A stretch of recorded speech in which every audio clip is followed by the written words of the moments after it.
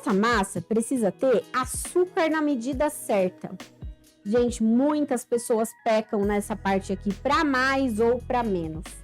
Vou explicar para vocês o que acontece se pecar para menos e o que acontece se pecar para mais. Se você colocar açúcar de menos na sua massa, muitas pessoas têm a falsa impressão de que o açúcar deixa o bolo doce demais. E aí pega e fala assim, ai, eu já fiz muito isso antes de estudar. Muito mesmo. Ai, 2 xícaras, 400 gramas, 280. Gente, isso é muito açúcar. Não. Farinha branca já vira açúcar. Colocar mais tudo isso de açúcar, a pessoa fica fazendo conta e fala, meu Deus, é muito açúcar. Não vou pôr metade. Sabe o que acontece? Vou explicar.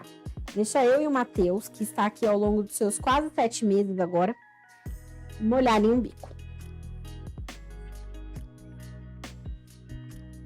Valoriza a live da grávida, hein, gente? Porque quase 7 meses e aqui, ó, disposta a te ajudar não é para qualquer um. Bora lá.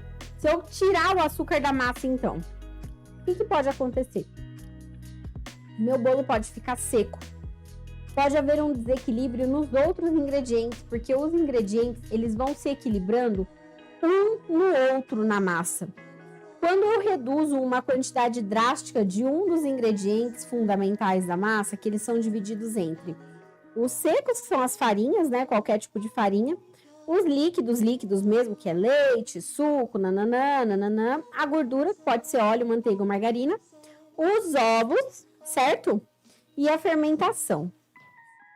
O açúcar, ele entra no meio dos ingredientes líquidos. Porque quando ele se mistura com os ingredientes líquidos, ele se dissolve por completo e não muda tanto a estrutura da massa. Por isso a gente considera ele um ingrediente líquido, apesar dele ser seco, principalmente nas massas feitas com o método direto. Certo? Dito isso, se eu reduzo o açúcar na minha massa, eu estou tirando então a umidade da massa. Estou tirando a maciez da minha massa. Estou fazendo com que o meu bolo cresça menos, porque o açúcar ajuda no crescimento e ajuda a dar volume na massa. Olha quanta coisa negativa eu estou fazendo só porque eu decidi tirar a quantidade de açúcar sem equilibrar os outros ingredientes. Li, como assim? Então é possível tirar a quantidade de açúcar? Sim. Se você quiser retirar a quantidade de açúcar, até é possível. Você só precisa equilibrar essa receita e não apenas retirar essa quantidade de açúcar da outra. Tipo, quero tirar metade do açúcar da sua receita, tá? Se você fizer isso, não vai funcionar, não vai dar certo.